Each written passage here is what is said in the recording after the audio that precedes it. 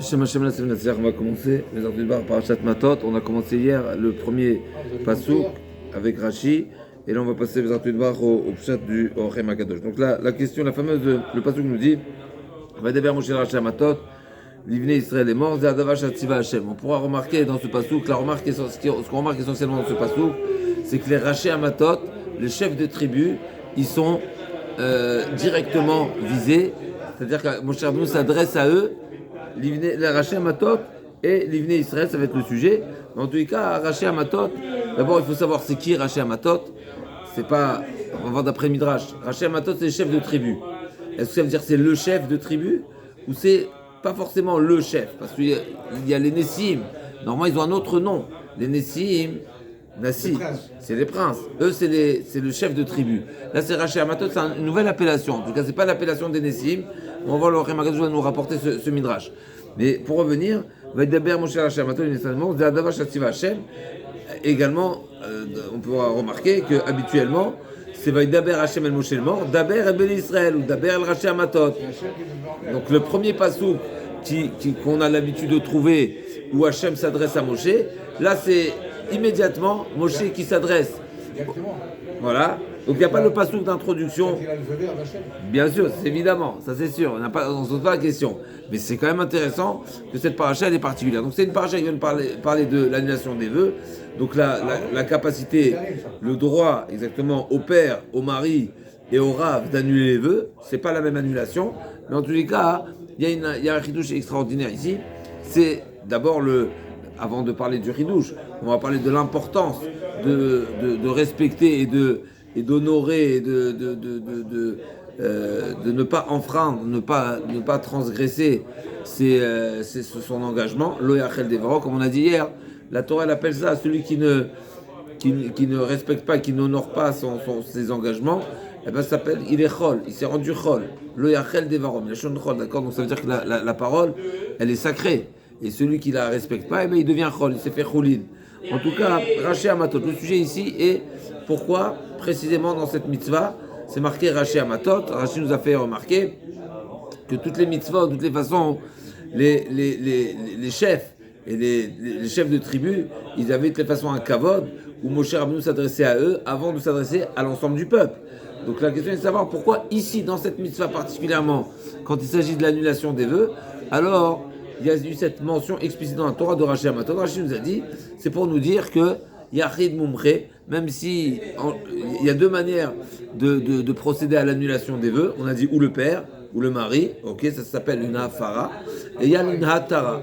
Il y a hafara et hatara. Hatara, c'est une annulation. Annulation, il faut ou bien constituer un bedin au moins 3 personnes, ou bien même yachid mumre, une personne qui est compétente. Eh bien il se suffit, ça le Rashi Matot. Donc on a fait un kavod ici au Rashi Matot, une manière de leur dire, celui qui est compétent, eh bien il se suffit à lui tout seul pour pouvoir annuler. Mais ça, il faut quand même comprendre quand même le sens, on a dit, de cette formulation du passouk. Rashi Matot l'Ivné Israël, pourquoi c'est pas marqué V'l'Ivné Israël? On va voir tout de suite le Orem Akadosh, comment il va nous interpréter ce passouk. El Rashi Matot, Tzarich Ladat, il dit Orem Akadosh, Tzarich Ladat man shel mitzvah zo.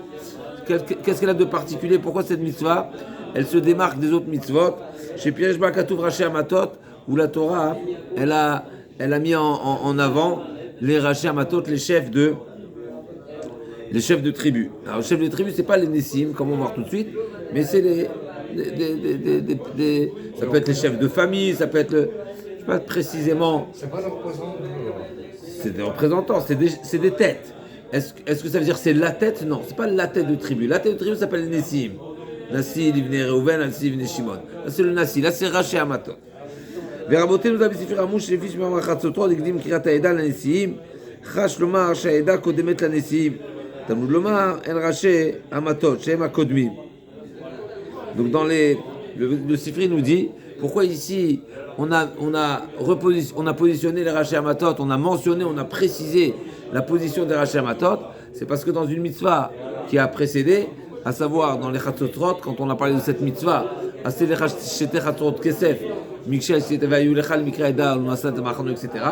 Là-bas, on sait qu'il y a différentes manières d'utiliser ces fameuses trompettes, différentes manières de sonner, différentes. Est-ce que c'est avec une, avec deux, qui est-ce qui va sonner? Et c'est une manière de réunir et d'assembler le peuple, ou bien les rachis amatot, ou bien les chefs de tribu, en tout cas les responsables, les hauts placés. Et là-bas, on voit que la Torah, elle a mis en premier, elle a positionné en premier le peuple. Et donc là, on vient réguler et on vient remettre à la place. Non, en réalité, les rachis amatot, ils méritent cette position, ils méritent d'être mentionnés en premier. Chash lomar sheida kodem anesim, tamud lomar el raché shehem akodmi. Ou makom acher, une autre citation de Chachamim dans la Gemara. Sheba lomar etan edrim yachid mumche, c'est ce que Rashi nous a amené. Pourquoi? Même le yachid mumche, même le particulier, même le compétent, le particulier, le mumche, alors il est capable d'annuler un vœu. C'est pour ça que c'est marqué Raché Amatot, parce que le Raché Amatot, il a une force ici. Même si habituellement il faut constituer un bedin pour toutes sortes de jugements, ici, pour l'annulation des vœux, eh ben le mumché, le mumché, il est capable de tout même tout seul. Vechol zeh, il dit le Hachem HaKadosh, on ne vient pas remettre en question toutes ces drachot, mais ça reste une dracha et une asmarta. C'est pas le sens premier du pasouk. Il faut quand même comprendre pourquoi cette tournure. Pourquoi? Oter la date la motzar lomar amatot livne, raché amatot livne. Si tu t'adresses aux personnes qui sont les plus hauts de la tribu, alors pourquoi tu parles des Bnei Israël? Raché amatot, si il y a deux sujets ici, alors il fallait dire El Raché amatot, El Bnei Israël.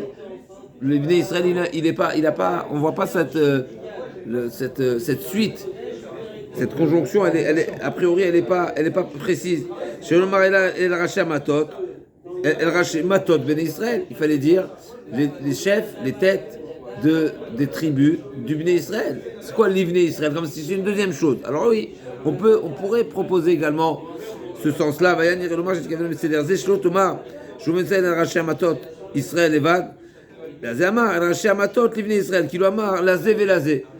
Donc on pourrait proposer que le sens de cette tournure-là, c'est Raché Amatot, l'Ivné Israël, c'est une manière de dire aussi bien au Raché Amatot, il s'est adressé au Raché Amatot, et aussi bien au Bné Israël. Donc il faut rajouter un petit vav qui est manquant, mais c'est ça l'idée du pasouk. Ou Kilou Amar Lazé Vagam Shilo Amar Velivner, Bimikron Midavrim Vesederze, qui ont Reuven Shimon. Ou Kilo Amar Veshimon. Donc on a trouvé dans d'autres endroits dans la Torah où le vav il est aspiré, le vav il est manquant, mais ça ne veut pas dire qu'il n'y a pas pardon? Ouais, sous-entendu. Chazak ou Baruch. Comment Rashi nous a dit? Rashi nous a dit Chala kavod anesim lamdam trila varkach lekol bnei Israël. Donc a priori Raché Amatot, l'Ivné Israël, c'est comment donc Moshe Rabbeinu s'est adressé au Raché Amatot et ensuite au Bnei Israël. Donc il dit le Hachem HaKadosh, on pourrait proposer cette lecture et a priori c'est la lecture de Rashi également. Et là, chez Raïti Braïta, il y a quand même une Braïta, donc c'est ce qui aurait été à proposer, mais il y a une Braïta qui nous dit Tanya Yachot Shelo Amar Parashazu El Alesim Bilvad. On voit que la Braïta s'interroge et pose la question, peut-être que Moshe Rabbeinu, cette paracha, il ne l'a transmise, il s'est adressé uniquement au Nessim, d'accord? Neymar kan ze adavar, venemar bishutechut ze adavar. Ma le'alan, avzu neymar lekulan. Im ken, en mashmot omro livni Israël velivni Israël. Shari otzra braïta le'ocher gzera shava. Le'olam t'ik gzera shava kala be'enecha. Il nous dit le Hachem HaKadosh, je vois à partir de la braïta que la braïta s'interroge, dit peut-être que cette paracha a été donnée justement au Nessim. Donc d'après cette braïta, a priori, le Raché Amatot égale Nessim. D'accord? On a dit tout à l'heure, est-ce que Raché Amatot et Nessim c'est la même chose ou pas? A priori, d'après cette braïta, on voit que la braïta propose une lecture du pasouk, Raché Amatot égale Nessim. Et sur ça, la braïta dit peut-être que Moshe s'est adressé uniquement au Nessim. Donc forcément, c'est que la braïta n'a pas lu le pasouk comme le Hachem nous propose. Ça veut dire que c'est pas et les Nessim et les Bnei Israël, mais forcément c'est les Raché Amatot des Bnei Israël. Donc il n'y a pas deux sujets, il y a un sujet ici. Donc je vais prouver à partir de la braïta que forcément la Braïta, comme elle a lu le pasouk, donc on reprend le pasouk qui dit Vaïdaber Moshe El Raché Amatot, l'Ivné Israël. Le problème, c'est de comprendre ici, qui est soulevé ici, et de comprendre c'est quoi le sens du pasouk. Moshe s'adresse au chef de tribu, l'Ivné Israël, au Bné Israël. Est-ce qu'il manque un et ici? Et donc Moshe Rabbeinu s'est adressé aussi bien au chef des tribus et au Bné Israël, et donc il manquerait un vav. C'est une première proposition, c'est une première lecture. Et la Torah vient simplement nous dire ici l'ordre des personnes, à comment Moshe Rabbeinu s'est adressé en premier temps au chef de tribu et ensuite au Bné Israël. Ou bien non, en réalité on est en train de dire que c'est les chefs des tribus des Bné Israël. Donc ça se lit, c'est un seul même sujet. C'est un pléonasme. Non, le chef des tribus des Bné Israël. Les chefs... Chef de tribu des Bné Israël. Non, si le rabbin de la synagogue, c'est évident que c'est pas le rabbin de l'église. C'est une sorte de non, chef de tribu des Bné Israël. Mais oui, ils sont chefs des tribus.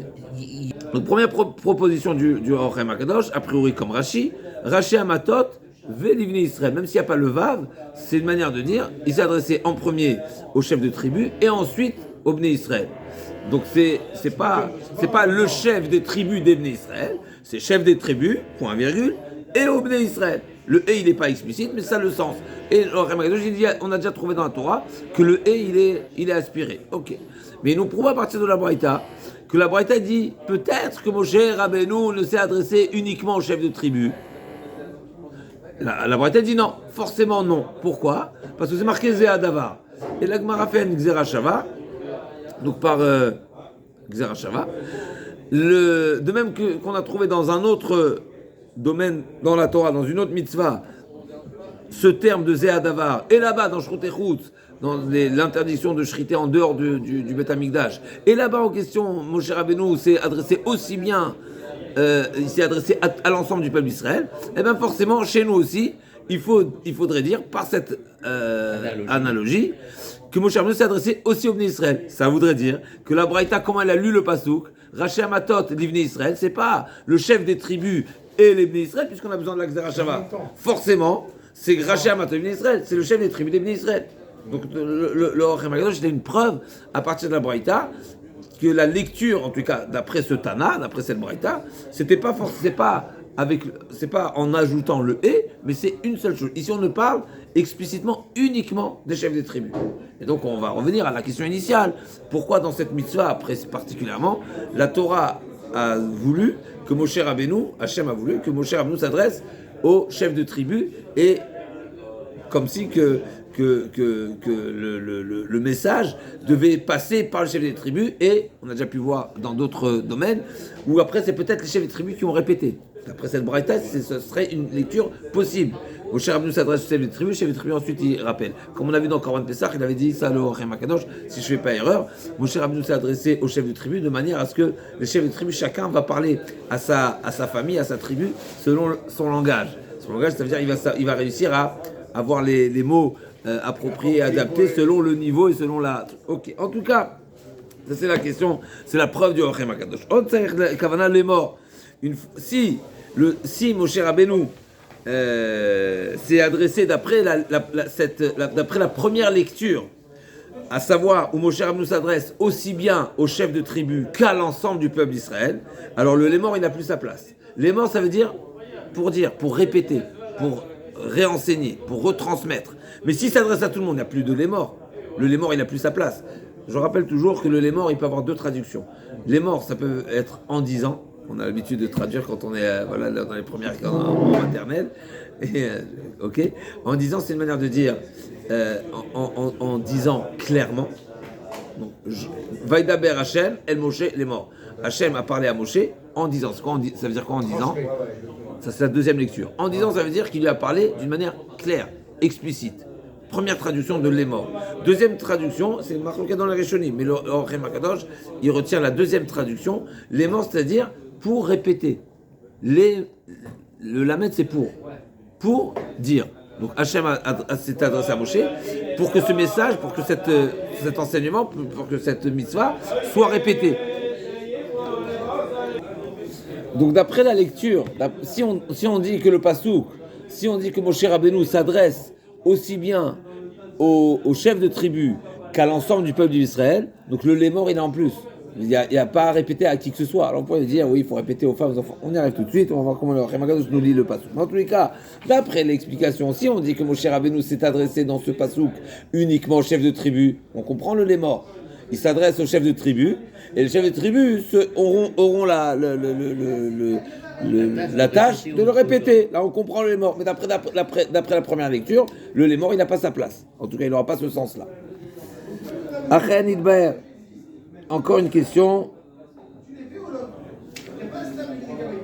Mais alors, le Orem Akadosh, il dit même d'après la deuxième lecture, on a un problème. Vima Kavana Sheraché Amatot de Israël, Ayolomar, les morts livnés Israël. Et si le sens du pasouk, donc on reprend, Vaidaber Moshe El Raché Amatot, c'est-à-dire que Moshe Rabbeinu s'adresse seulement aux chefs de tribu pour que eux répètent au Bnei Israël, donc il fallait dire comme ça, Vaidaber Moshe El Amatot, les morts livnés Israël. Donc on a dit inversé. Il s'est adressé aux chefs de tribu pour qu'ils répètent au peuple d'Israël. Donc on aurait dû inverser. Le verbe, il aurait dû précéder le sujet. Alors que là, le sujet, il précède le verbe. Même si des fois, mais en tous les cas, ça aurait été plus compréhensible. La lecture, elle aurait été plus fluide. Encore une question, c'est quoi Zé Adavar? Zé, nous on a rapporté le pshat de Rashi.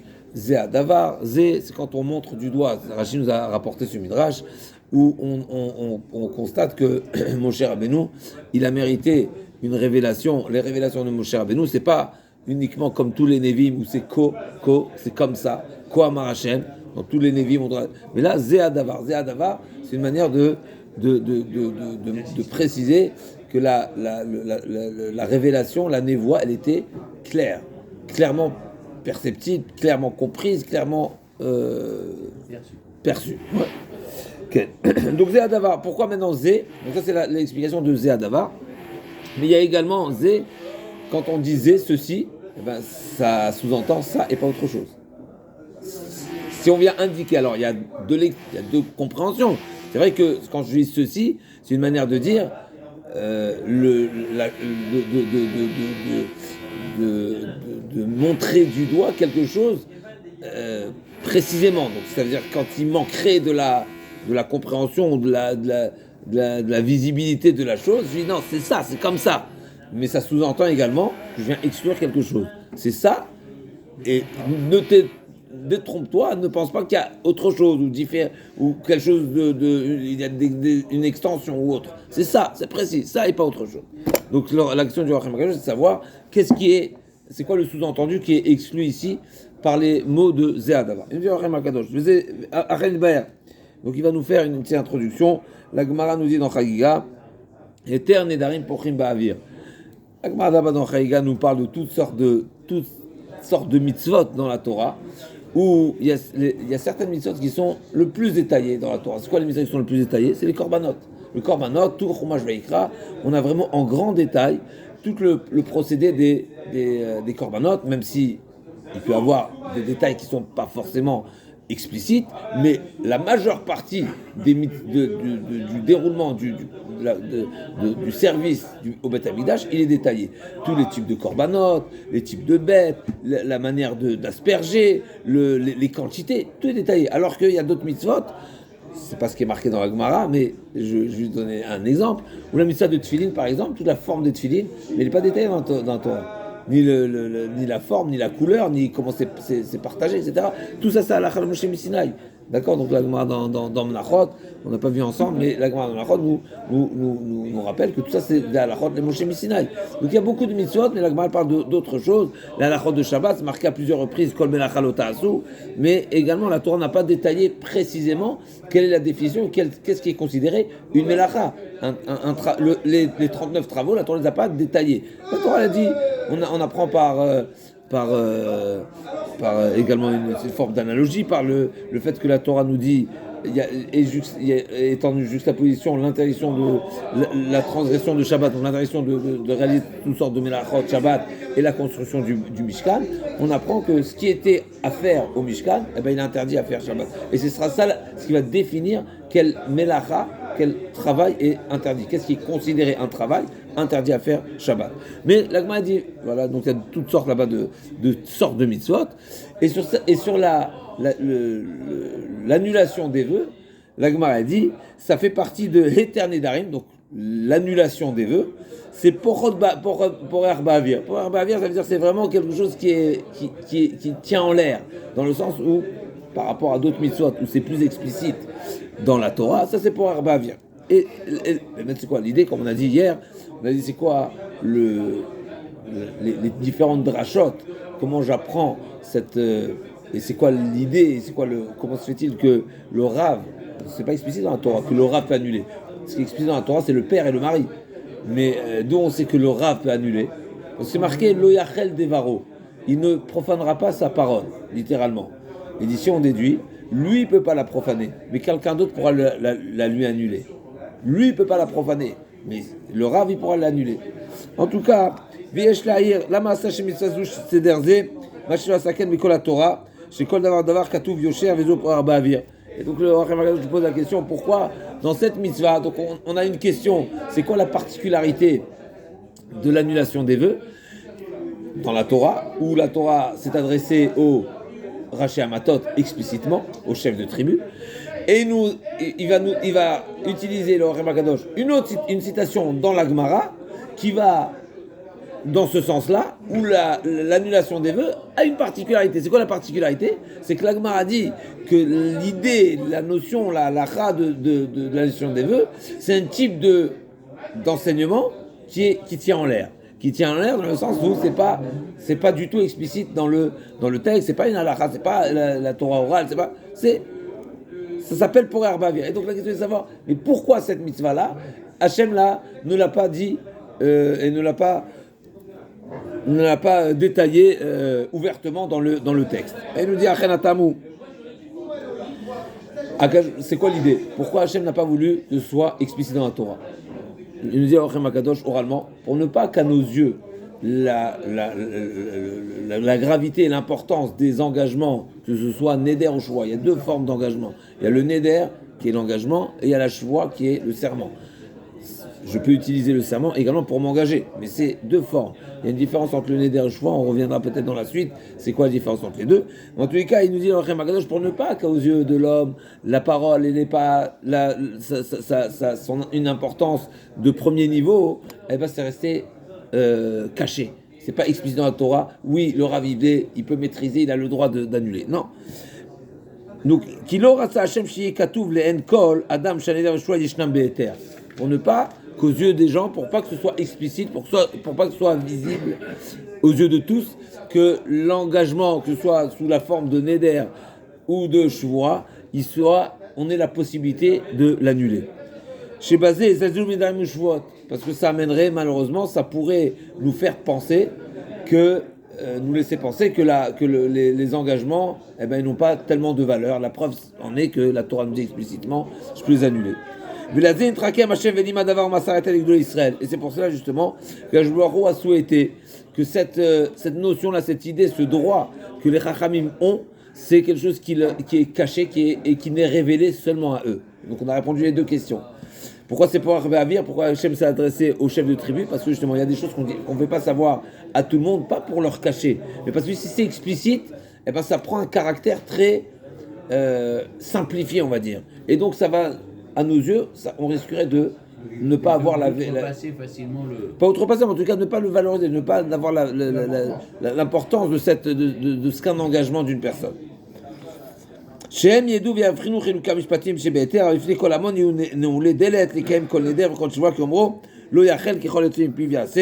Donc Hashemou a souhaité que c'est vraiment lo yachel devaro, il ne profanera pas, tout ce qu'il a formulé, tout ce qu'il a prononcé, il sera à respecter. Donc maintenant, on va revenir le passage qui dit quoi?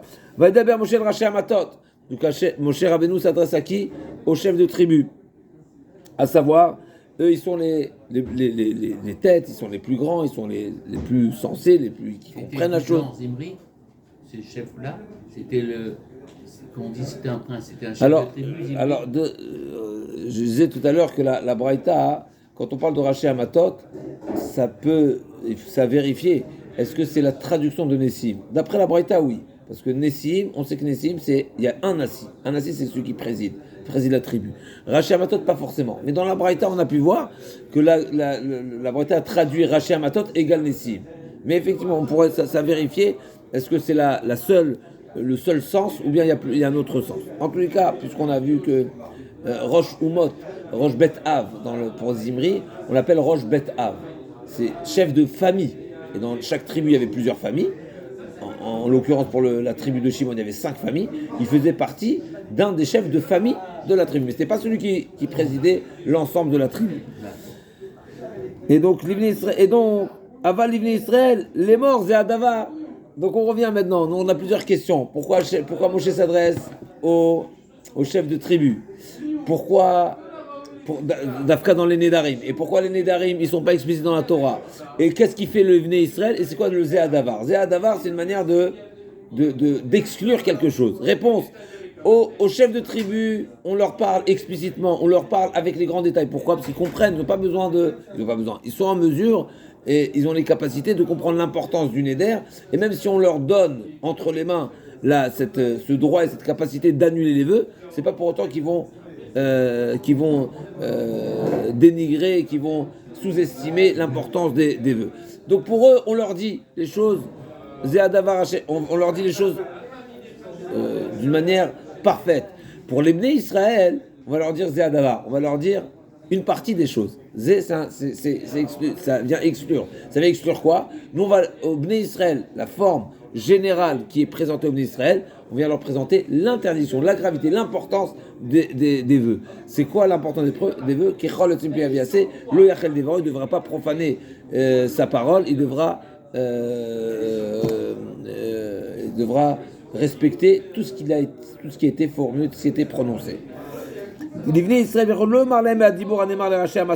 n'a pas été dit, c'est pas la même présentation qui a été faite et le même enseignement qui a été fait au Raché Amatot et au Bnei Israël. On a dit deux choses. Au Raché Amatot, on a présenté l'ensemble, l'entité de la paracha, alors qu'au Bnei Israël, on a parlé de l'importance des vœux. Et là, c'est Adavar, donc ça, c'est première lecture du Orchem Akadosh, magnifique. El Rashi Amatot ba mitzvah velivni Israël est mort pirouche qui a noder manishba ibni Israël yavo yoman el Rashi Amatot vient migdou lamo sheshno bayachel vela sheshno batara qui ficha choshvou mishpatze. Donc il nous dit deuxième explication, deuxième lecture plutôt de la traduction de la phrase du pasuk. On reprend la proposition qui nous a faite qu'il faut lire Rashi Amatot Velivni Israël. Donc effectivement, il s'est adressé aussi bien aux chefs des tribus qu'aux Bnei Israël.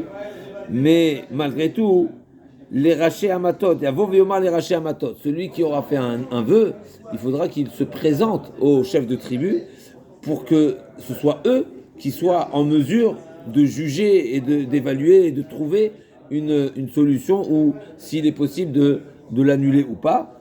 Vem Yagidou Lamo Sheshno Beachel.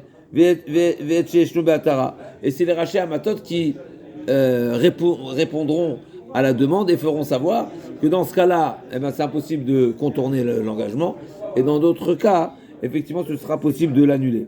Et c'était pas des rabbins. C'est quoi le chef? Qui est chef? C'est quoi la référence chez nous? Alors c'est vrai il y a des gens qui pensent qu'ils sont raves par l'argent, comme on a vu hier dans la Gemara. Non, c'est pas ce que je voulais dire. Non, j'ai entendu. Je dis que parce que la Gemara nous dit que Korach, qui était richissime, il pensait qu'il pouvait égaler Moshe et Aaron. Et hier on a dit, mais ça c'est une folie, parce qu'il n'y a pas une personne sensée et réfléchie qui pourrait avoir un raisonnement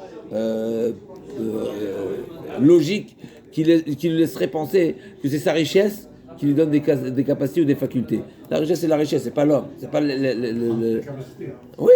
Alors, pour passer, le Orchem Akadosh, il poursuit il revient sur cette braïta qui nous a rapporté une Xerashava, d'après son explication. Donc, il faut comprendre, finalement, d'après cette présentation le Orchem Akadosh s'est basé sur une braïta. C'était quoi la question? La braïta nous dit qu'il nous faut une Xerashava pour prouver que Moshe Rabbeinu s'est adressé aussi bien aux chefs de tribu qu'au peuple d'Israël. Ça veut dire que la lecture du passouk, c'est pas Rashi Amatot Ibn Israël, c'est pas et aux chefs de tribu et aux Bnei Israël. Et la preuve en est, c'est qu'on a besoin de la Xerashava.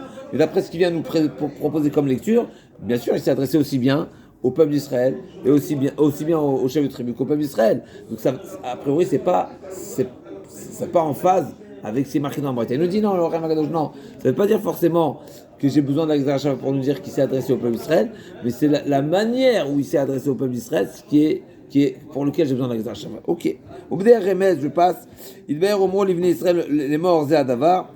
Donc il veut ici nous proposer une interprétation qui est le pire Remez. Remez, ça veut dire c'est une allusion. Donc c'est pas le sens du pasouk, c'est pas la traduction, c'est pas l'interprétation première, mais c'est un Remez. Il y a une allusion ici. C'est quoi l'allusion?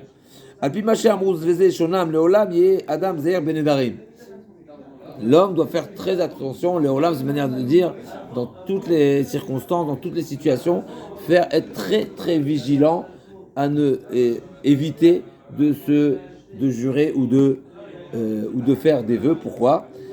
Elef, Ayarot, Ayulo, Leanai. Yanai Amelech, il était extrêmement riche, il avait 1000 villages. Elef Ayarot. Et qu'est-ce qui s'est passé? Et malgré tout, Aré, Shagam, Shayou, Mekaim, Shwatam, Nenshu. Et on voit qu'ils ont quand même été, malheureusement, ils ont perdu leur richesse parce qu'ils avaient cette facilité de jurer. Même s'ils ne transgressaient pas leur serment, ils respectaient, ils honoraient leur engagement. Malgré tout, ils ont perdu leur richesse. D'ici, on voit la gravité. Donc, il ne faut pas avoir le serment facile. Veu Omro, c'est ça ce qu'il veut utiliser cet enseignement le Orem Akadosh pour nous dire. Veu Omro, l'Ivni Israël est mort. En les morts, et la Gilou Yarayot. Pirouche la Chashash Arayot. Zadavar Shativa, Ishki Dor Neder. Vedigdek Lomar Ish, Germon Zatigron Nigudatava. Ki Omro, Bapasuk, Chay Hashem, Shirvi. שנשבע ליצרו, וכן אמרו פסוק נשבעתי והקיימה לשמור, כמצווה להישבע ליצרו.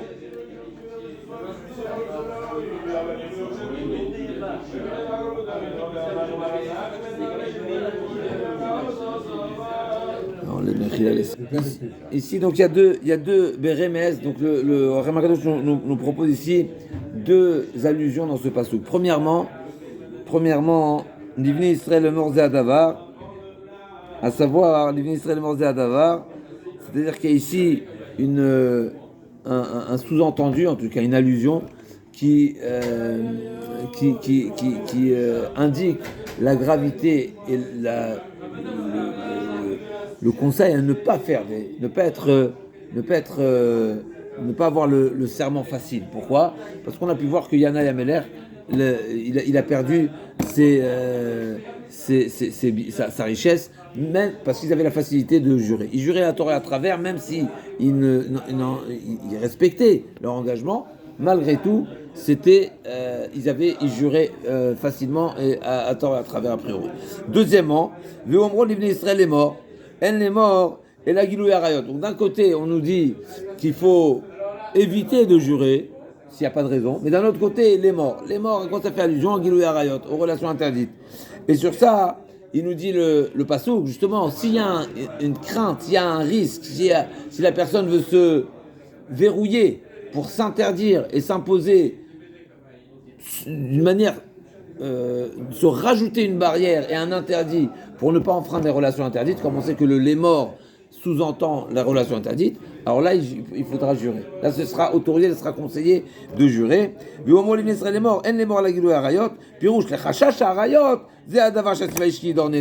quand il y a un risque, il y a n'est-ce pas, il y a une crainte.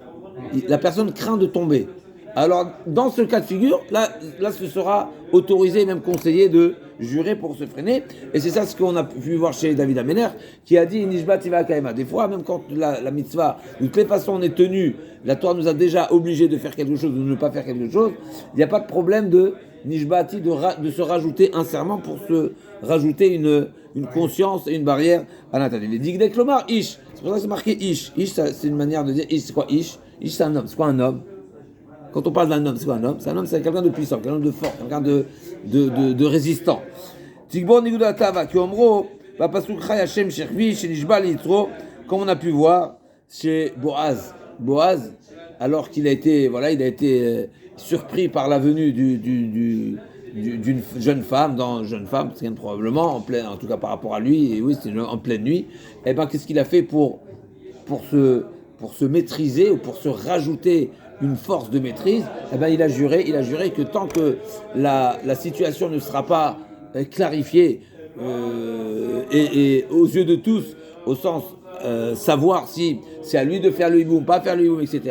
Eh ben, il n'aura aucune liaison avec Ruth. Et donc il a juré. On voit que dans ce domaine-là particulièrement, c'est quelque chose de recommandé et d'autoriser, donc de recommander à faire pour s'interdire la liaison interdite. Qui mitzvah l'ishava leitzro, donc c'est une mitzvah de s'assermenter à soi-même pour apaiser ou pour se donner des forces à surmonter et à ne pas tomber dans les pièges du Yetzer Hara. Ok, mais on reviendra sur ça demain.